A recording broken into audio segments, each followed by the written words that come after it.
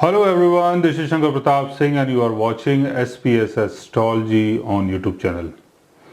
दोस्तों आज हम बात करेंगे फॉरेन सेटलमेंट के बारे में, यानी अगर आप विदेश में जाके सेटल होना चाहते हैं तो उसके बारे में आज हम बात करेंगे। और बात जो है वो थोड़ी डिटेल से होगी क्योंकि बहुत सारे लोग विदेश में जाते हैं, रहने की कोशिश करते हैं, काफ़ी प्रयास करते हैं, बहुत ट्राई करते हैं और वहाँ रहते भी हैं। रहने के बाद भी उनको काफ़ी सक्सेस मिलती है, लेकिन बाद में उनको वापस लौटना पड़ता है या बाद में उनको काफ़ी लॉस भी होता है। तो ऐसा कौन सा योग है जिसके कारण ये सारी चीज़ें होती हैं कि हम विदेश में जाते हैं, मेहनत करते हैं, कोशिश करते हैं, काम धंधा करते हैं, व्यापार करते हैं, जॉब करते हैं, बच्चों की पढ़ाई वहाँ करवाते हैं, लेकिन बाद में सब कुछ होने के बाद हमें लॉस भी हो जाता है। तो इस योग को जानना बहुत ज़रूरी है। इसको जानने के बाद आप थोड़े से सावधान रहेंगे कि ऐसी कोई चीज़ आपके साथ ना हो, और सावधानी जो है वो बहुत ज़रूरी है। तो चलते हैं बोर्ड की तरफ और बात करते हैं फॉरेन सेटलमेंट के बारे में कि बाहर जाना आपके लिए फायदेमंद रहेगा या नुकसानदायक रहेगा। तो आपके चार्ट में ऐसा कौन सा योग बनता है जिसके कारण ये सारी चीज़ें होती हैं। तो ये है आपका लगन चार्ट या मून चार्ट। इसमें जो ये आपका 12th हाउस है, इसका संबंध है फॉरेन सेटलमेंट से। तो यहां पर जो सबसे देखने वाली बात है वो ये है कि 12th हाउस का लॉर्ड किस पोजीशन में है। 12th हाउस का लॉर्ड किस पोजीशन में है? 12th हाउस का लॉर्ड अगर अपने डेबिलिटेशन में है, यानी नीच का है, वक्री है, कंबस्ट है, राहु केतु या शनि के साथ अगर प्लेस्ड है, तो 12th हाउस से संबंधित चीजों को लेके आपको परेशानी हो सकती है। 12th हाउस का लॉर्ड अगर अपने ओन साइन में है, यानी 12th हाउस का लॉर्ड अगर 12th हाउस में ही है या अपने एक्सल्टेशन में है, राहु केतु शनि से बचा हुआ है,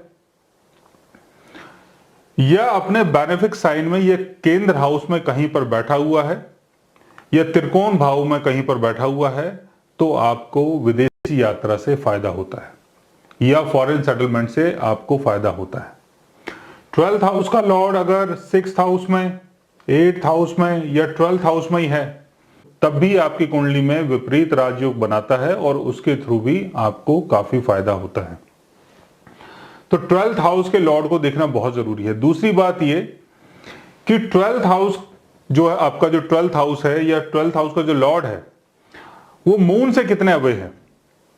अगर 12th हाउस का लॉर्ड मून से 6th अवे है या 8th अवे है या 12th अवे है, तो 12th हाउस से संबंधित चीजों को लेके आपको नुकसान हो सकता है। जैसे 12th हाउस यहां पर है और मून अगर आपका यहां पर है, तो 12th हाउस जो है वो मून से 6th अवे हो गया। और इसी तरीके से अगर मून आपका यहां पर है तो 12th हाउस जो है वो मून से 8th अवे हो गया। मून अगर आपका यहां पर है तो 12th हाउस जो है वो मून से 12th अवे हो गया। तो इसी तरीके से अगर 12th हाउस का लॉर्ड मून से 6th अवे है, 8th अवे है या 12th अवे है, तो 12th हाउस से संबंधित चीजों को लेके हमें नुकसान हो सकता है।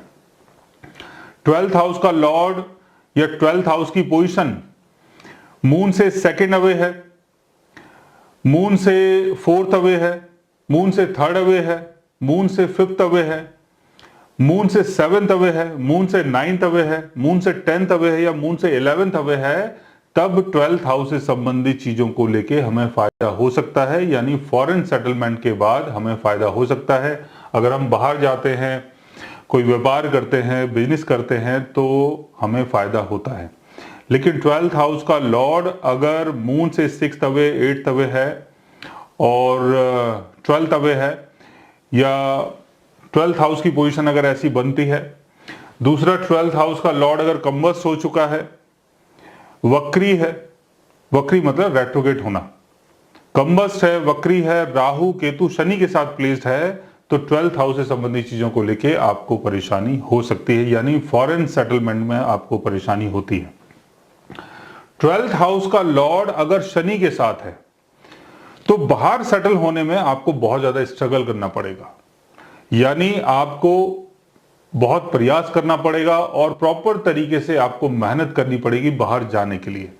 जितने भी आपके डॉक्यूमेंट्स हैं उनको प्रॉपर तरीके से आप तैयार करें, तभी आप बाहर जाएं, अदरवाइज आपको दोबारा से मेहनत करनी पड़ सकती है।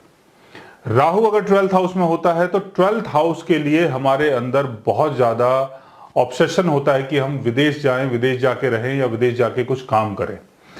लेकिन उसी के साथ साथ अगर 12th हाउस के लॉर्ड की पोजीशन अच्छी है तो ये जो आपका ऑब्सेशन है ये आपको आगे चल के गेन करवाता है।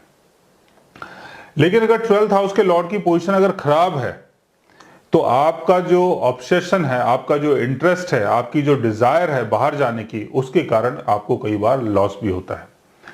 12th हाउस का लॉर्ड अगर केतु के साथ है या 12th हाउस का लॉर्ड अगर अपने एक्सिलटेशन में है, अपने ऑन साइन में और केतु के साथ है, तो बाहर जाना आपके लिए बहुत ईजी है। और ऐसे योग में कई बार यह भी होता है कि बचपन से ही ऐसा कुछ होता है कि आपका जो काम धंधा, आपके जो पेरेंट्स हैं, आपका जो सारा जो सिस्टम है वो हो सकता है कि जन्म के बाद आप सीधे विदेश चले जाएं। तो ऐसा भी योग होता है। लेकिन केतु हमें 12th हाउस से संबंधित चीजों को लेकर लापरवाह बनाता है। तो केतु अगर 12th हाउस के लॉर्ड के साथ है या 12th हाउस में है तो बाहरी चीजों से जो आपका इंटरेस्ट है वो खत्म हो जाता है, कम हो जाता है और आपका मन नहीं करता कि आप वहां पर रह के कुछ काम करें। तो राहु शनि केतु अगर 12th हाउस के लॉर्ड के साथ होते हैं तो थोड़ा स्ट्रगल होता है। लेकिन आपको यह देखना है कि 12th हाउस के लॉर्ड की पोजीशन क्या है। 12th हाउस का लॉर्ड अगर बेनिफिक साइन में है, ऑन साइन में है, एक्सिलटेशन में है, तो विदेशी यात्रा से, फॉरेन सेटलमेंट से आपको गेन होता है। तो मून चार्ट से, लगन चार्ट से, दोनों चार्टों से आप ये देख सकते हैं। कोई अगर एक्सल्टेड प्लेनेट अगर 12th हाउस में होता है, कोई अगर प्लेनेट अपने एक्सल्टेशन में है और 12th हाउस में है और 12th हाउस का लॉर्ड भी अगर बेनिफिक साइन में है, तो आपको विदेश जाने से बहुत ज्यादा गेन होता है, बहुत ज्यादा फायदा होता है। लेकिन 12th हाउस का लॉर्ड अगर कंबस्ट है, डैबिलिटेशन में है और कोई डैबिलिटेटिव प्लेनेट अगर 12th हाउस में बैठा हुआ है तो फॉरेन सेटलमेंट से आपको कई बार नुकसान होता है।